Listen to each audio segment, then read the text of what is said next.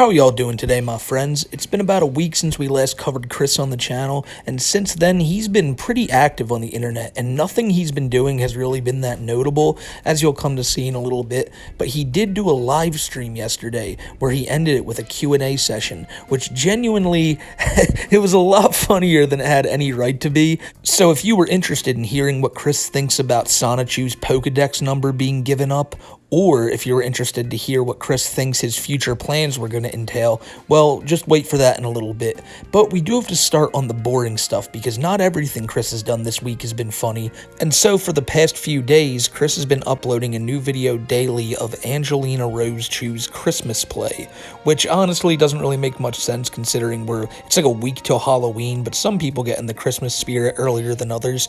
Nonetheless, these videos are just, they are just the worst. I'll show you a few seconds of one of these just so you guys know what I'm talking about. The three wise men approached as the piano started playing Little Drummer Boy, and they sing. Danny Sani approaches as well and plays the drum upon him.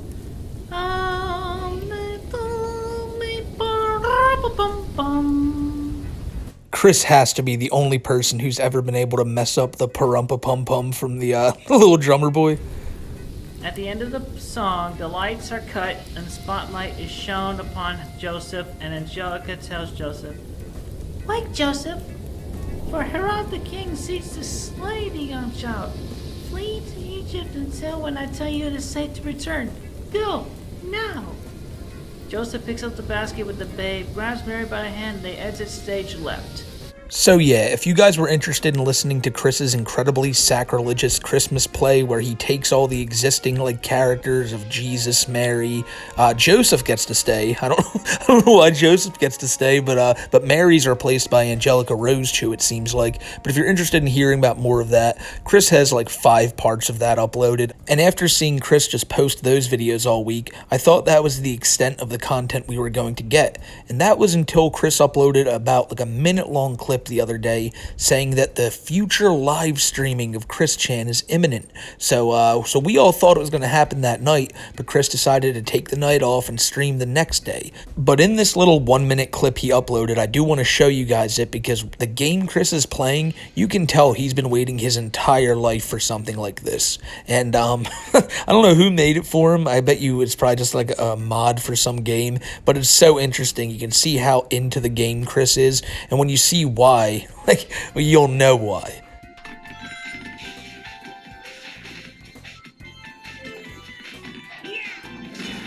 Yep, we're doing this up, sampling up the big screen.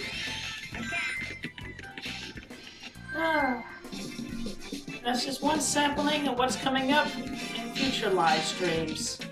It's going to be a lot more than just a little gameplay. Sweet! Stay tuned. See y'all on live stream. What kind of monstrosity of a game was that? I know it's probably just a mod of a current Sonic game, but Chris's voice acting was in there and everything. So someone went the full mile doing this for Chris. For real, I don't know if you caught that, but Chris's Sonichu voices are in there and everything. Sonichu, and I'm pretty sure Chris Chan Sonichu was in the background. You see how glued Chris's eyes were to that TV. Screw all the new game releases Chris missed out on. That's the one he's going to be playing the most. He's probably in love with that game. But eventually the live stream did happen, and I think myself and a lot of people thought that he would be playing that game right there. But no, he was just doing this, what you see on screen right now. This was just so boring. It was an hour and a half of this. He was just drawing art, ignoring the chat. The chat was up, and that's incredibly shocking. I thought Chris would have turned comments off.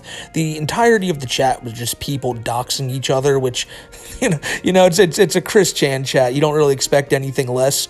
But Chris was sitting there drawing, getting tons of donations thrown at him that were all being ignored because Chris doesn't have time for that. I don't know who set all this up for him, but they probably, they know what they're doing. They know you just put Chris in front of a camera, a lot of people are just going to throw money at the guy, and that's exactly what happened here. For years now, people have talked about the fact that Chris could make a pretty stable living if he just learned to monetize all of his artwork, because there are people out there willing to pay for it. So I'm pretty sure what's happening here is that whoever Chris's current wrangler is, they set him up with all this streaming stuff, and they're probably taking a cut of whatever Chris makes. And he's making a pretty good amount of money right now, considering that his Etsy store is almost sold out with all the Sonichu medallions and stuff people are buying.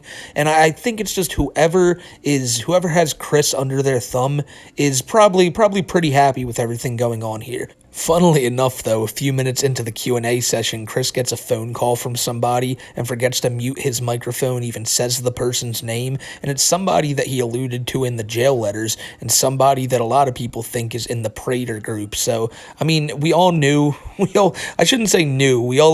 it was the Praters still taking control of Chris. I mean, they were the ones who were running the Etsy shop while he was in jail anyway. Now he gets out and it's still being run by them. I mean, I highly doubt it's all in Chris's control. Nonetheless, we'll get to that when we get to that. But yeah, this what you see on screen here, this is what it was for like a good hour, and I think everyone gave up hope that anything entertaining was going to happen, and that's until Chris decided to take a break for a few minutes and said that when he came back there would be a Q&A stream. And a Q&A stream there was. Chris said, though, he would only be taking positive questions, really showing his inner DSP in many ways, but eventually people started donating to ask some ones that would get Chris angry, and they did get Chris angry, but not as angry as you think he'd get. I'm spoiling it all, though. Let's jump to where Chris got in front of the camera and started answering questions from the people, and I'm telling you, it only takes about a minute or two for one of the funniest things that's happened with Chris in quite a while to happen.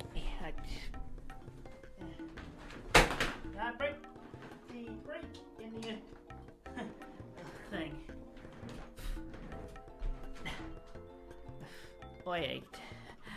Alright, now we could definitely now I'll take some Q&As, and of course those, I will put this out there once again to answer the common questions.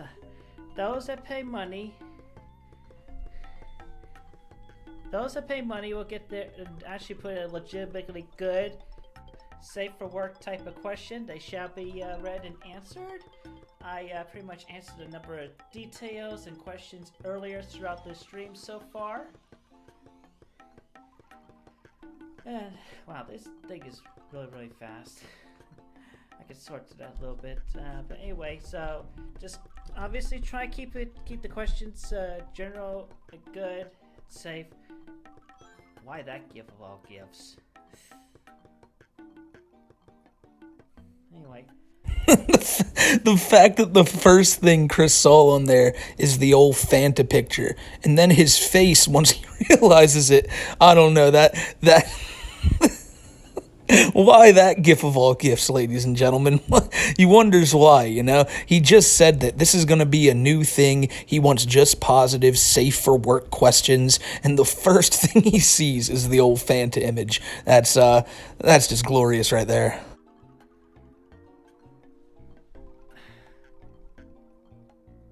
Yeah, there's a lot of rule changes coming along. I'm definitely more safe for work. Thank you, Sam and Tim. Thank you very much. All for your continued support. Oye,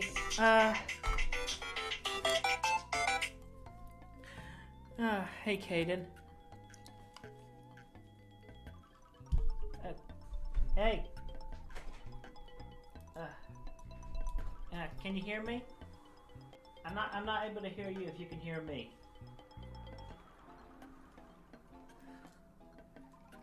Good grief.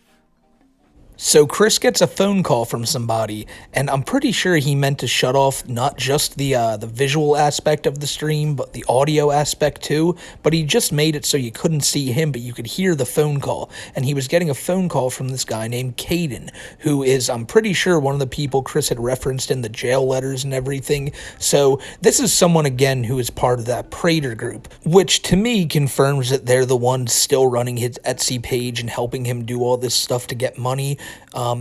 That's for you guys to decide as well down in the comments, but if that person's calling him during the live stream and Chris is so quick to try to hide it, I don't know. There's some stuff going on there, but we'll get to that at a later date when we find out more about it. Official statement.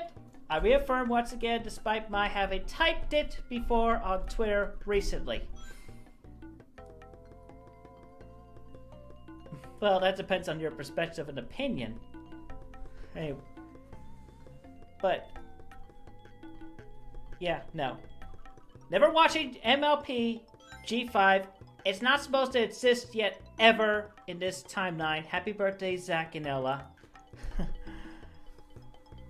I will never, ever, ever, ever, ever watch it, period, until after season 14, episode 26 of My Little Pony Friendship is Magic is aired and or streamed on television and streaming services. And Hasbro, as I've said to you already on Twitter, here's what you can do. Hi everybody, I can have Discord say, oh, I'm sorry, so we brought y'all into the new generation prematurely. They were not supposed to exist at all yet, and they don't exist at this time. So now we take you back to before Twilight became Princess of all Equestria, and we continue on for the present date. Not the future date. So as you can see, Chris is still adamant that they're not going to do a new season of My Little Pony without doing the previous seasons that he himself wants. I don't really know how the My Little Ponies thing all works, but I know that the one that they had a few years ago that they've since moved on from, well, that's the one Chris likes, and he hates that they changed that, and he thinks that all of Hasbro and everyone who makes that show on his command need to go back, get everyone back in the studio, and just keep doing the show that Chris originally liked. And you can see there he was making it known that he will not watch the new episodes until they go back and do the old episodes again. It's just one of those many things like Sonic's Blue Arms and all that stuff that Chris really cares about for no reason. It's something that he gets hyper fixated on and can't let it go. This was probably eating at him while he was in jail, knowing that this show was moving on with new episodes in a new season and he couldn't be out there yelling at Hasbro to stop it. Had to be a real tough time for Chris, but here he is, he's out, and it doesn't even go 5 minutes before he's just chirping on constantly about why this needs to stop.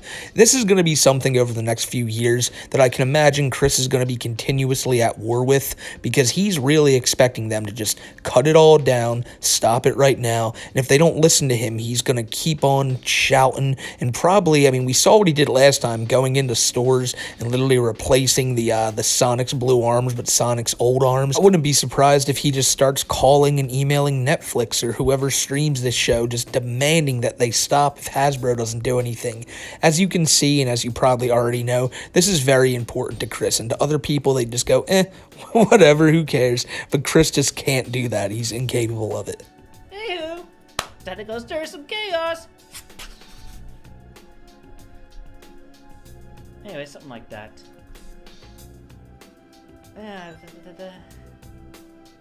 Oh, the public publishing of the Guys Law pages. Right. That will be coming out soon enough. They're being transcribed by my crew and people of whom I have hired to help me out in all this.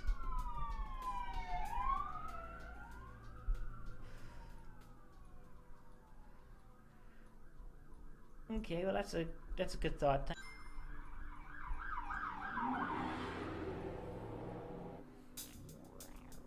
No, G5 is awful. Just as I premonitioned, I foretold time and time again and again. It was not supposed to exist at all in this timeline yet. It's been premature. Still is, so there. And nobody's going to tell me otherwise, and the majority actually feel that way. There's a lot to unpack in that one. Chris starts it by talking about the Goddess Log being released, and if you aren't aware of what the Goddess Log is, despite us talking about it many times on this channel, I don't blame people for not being able to follow up with all of Chris's nonsense, but the Goddess Log is a log of all the letters that people sent him in jail. Chris has said before that he kept people's names, their addresses, everything in this Goddess Log, including the letters that they wrote him, and he had said that when he gets out of jail, he will be publishing the Goddess Log. It's also, I guess, filled with a lot of his jail writings and stuff, and man, this is something I've talked about for over a year now, that if you're someone who wrote Chris in jail, you had better hope that whoever he's hiring to transcribe these things for him, that they do not include your address or nothing, because you can't put it past Chris, but maybe you can trust these people he has, doing the Goddess Log stuff for him. Then the cops show up, not at Chris's house, they just drive by, but that's enough to where, it's enough enough to make Chris's eyes widen. You can see he's like, oh shit, when he hears those sirens, especially when he hears them the second time. I personally thought that they were actually going to Chris's house and that someone possibly called them. And if you ever do that type of shit, it's not cool. Never send cops to people's house for no reason to swat them and whatever. But I mean, that's what I thought was going on here, and thank God it wasn't. And Chris just looked startled. You know, he thought back to when he heard those sirens pulling up at the hotel, ready to arrest him for what he did to Barbara. And man, you could just see the fear in his eyes. But then, when all that's said and done, who cares about any of that? It's time to rant more about the pony stuff and how the fact is it shouldn't even be existing right now. Chris has said it, and no one's gonna tell him any differently. Right, Hasbro? I know this is your guys' like intellectual property. You guys create this stuff, but what Chris says goes. And if you're not about to just drop all your plans and do what Chris says, then you guys got another thing coming. So obviously, when it comes to the P.O. box, we definitely have to set some boundaries. Thank you, Mo. Thanks, Mo. There's this boundary sets in that, so absolutely no gag, joke, or sexual or questionable or adult related or even, of course, really awful types of gifts and packages. We want to keep the focus. We're keeping the focus on all that is good, positive, light-powered, and righteousness. I'll never do anything not safe for work again, period. There's a whole lot of details, a whole lot of altercations and everything that is going to be set straight and everything. Chris talks about how he has a P.O. box opening up, and he wants nothing but good and light-powered stuff. None of this smut being sent there. Despite this being the guy who used to always talk about what he got from animeve.com and all, like, come on, like, Chris trying to say that he's changing everything, we're not doing anything not safe for work, when really Chris's comic has always been a not safe for work disaster, trying to parade itself as a kid's comic. And that's what's always been so, like, kind of weird about Chris. He wants to be like someone like Nintendo who makes these products for kids, but instead what Chris would do was add like his real life escapades and his troubles with women and everything into these comics that were meant to be like a lighthearted thing. And I feel like despite him saying all that we're going down a much more safe for work path, he's just trying to get the idea of what he did to Barbara out of everyone's minds. You know, don't think of me as a dirty person. I'm someone who's out here trying to create something good, something honest, not somebody who is not being honest right now in talking about what they actually did in their past. But I digress. It's Chris. He's always going to want to try to be like something he's not, and this is a prime example of that.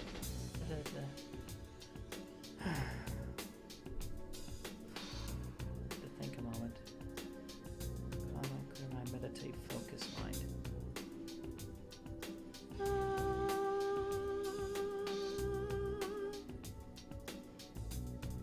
Back in Jerusalem. That never happened. That never happened. Period. I said that when I set the record straight. There shall be no more talk about it ever again. I'm letting that one exception slide. Happy birthday, Ryan. Happy birthday, Ryan. Happy birthday, Ryan Wren. Oh my goodness, pardon me. He is unbelievable sometimes.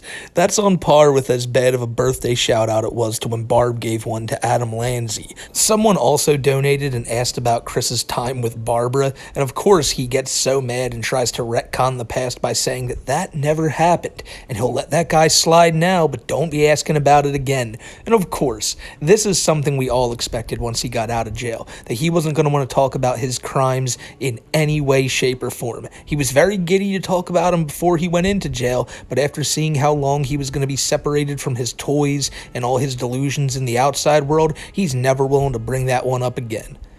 It's happening as we speak right now. Oh, that's because we're not really merging with the universe D241. It's a remerging of the C197 and 1218 halves of the Earth to become whole again. as opposed to when they were separated back in the year 1389 AD by King Arthur's orders to Merlin the magician. Happy birthday, Janio. I mean, essentially that happened because King Arthur was really tired of the dragons, the overpowered magic and mystical creatures. Possibly, I'm not gonna make any promises just yet about Magfest. Maybe more likely in 2025, but let's say things are possible for now. Chris goes on and on about how, like, King Arthur ordered Merlin the magician to do, like, some stuff years ago, which now all, like, ties into the merge that we're currently living through. It's so confusing anymore, Chris's whole lore and his whole backstory. He just clearly makes it all up as he goes on, and then he lets people know that Magfest this year probably isn't doable for him, but maybe in 2025 it will be. And it's like, of course, he just gets out of jail, and, like, one of his big priorities is getting back to one of these pony conventions. I'm pretty sure that's what it is. It's probably something along the lines of that if it's not. But you know that Chris is he was so mad when they canceled the one pony convention during COVID, and Chris was like, nope, nope, ain't happening. Like, we're running this convention some way, somehow. And you know desperately he's going to be trying to get back to them whenever he can. But Chris doesn't have a very good track record at these conventions. I always think of the time of him curling up in a ball and crying at the one. So we'll just have to see. It's always pretty funny when Chris goes to these things.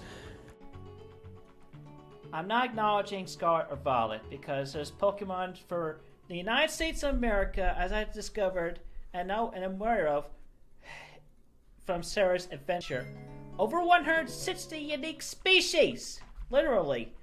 And Saichu and Roschu, well, Rosie, Roschu, Vamprosa, Saichu, and Matai, they occupy Pokédex numbers 978 to 983 in the National Pokédex, respectively. Period. So that's going to be a whole thing when I talk with Nintendo officially and personally in regards to Pokemon Lightning Bolt, Diva Peg, and Battle Charge Blue versions and all that. To essentially be a quote retcon with them. And I'm not even going to acknowledge that Dunsparce evolution. No, that's Saichu's number, period. So, there. It's a massive timeline change. So shockingly, Chris is also boycotting Scarlet and Violet, the two newest Pokemon games. And no, it's not because of the poor performance issues or just how bad the game plays. There's a lot of problems with it. And you know, someone like Chris who's loved Pokemon his whole life, it's very confusing, you know? Well, what's weird about this one? What's weird about these new games is that they gave up Sonichu's Pokedex number. Sonichu and a bunch of other Sonichus, they occupy like the 970s and the 980s. And Chris did that years ago because he probably never thought it would get to this point where there would now be over 1,000 Pokemon. And so you would think, what Pokemon would dare try to replace Sonichu in the Pokedex? And that would happen to be the Dunsparce. Just a larger version of the original Dunsparce from 20 years ago. Who knew the whole time Chris was creating Sonichu and all that, the real answer for what lied in that Pokedex entry was right there in front of him, because the Dunsparce is it's just an evolution of like a 20-year-old Pokemon, and that has to rub Chris the wrong way. And it did, and he's not going to be acknowledging these new video games. One thing I would have loved to have seen is how Chris reacted when he found out that Sonichu's number was now occupied by another Pokemon. Obviously, it's probably something along the lines of what he did right here, where he goes, well, then I'm not playing that game. They're going to have to go ahead and retcon that. He even says it here. He says the word retcon. He wants them to go back and change that, make sure that there's no Dunsparce and there's only Sonichu. But sadly, again, for Chris, it's probably not going to happen. So knowing him, he may just never play a Pokemon game again.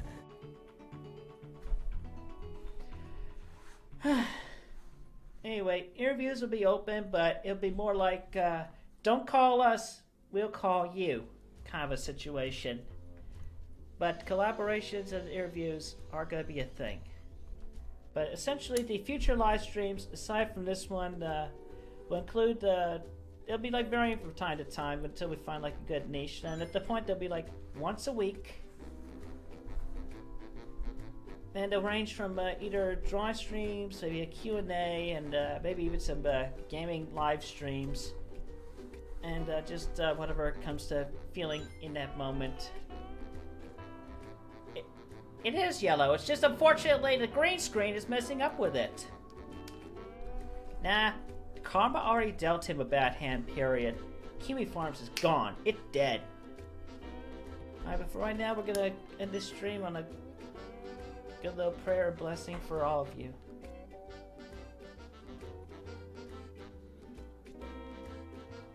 I pray unto all of you many kind blessings and goodness. Continue to follow all that is good, light-powered, and righteous. Everything between this universe, this timeline, and the multiverse, and everything spawning from the Alpha Omega point of all existence, shall give you all your respective blessings and well.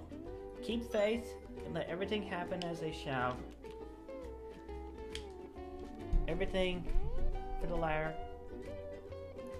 is quite good, and the record has been set straight. Let's try to progress and move forward with the openness for positivity onward.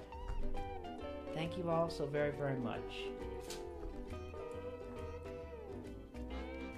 Darn green screen, but anyway, be blessed, safe, and well. Have a great, safe day. Thank you.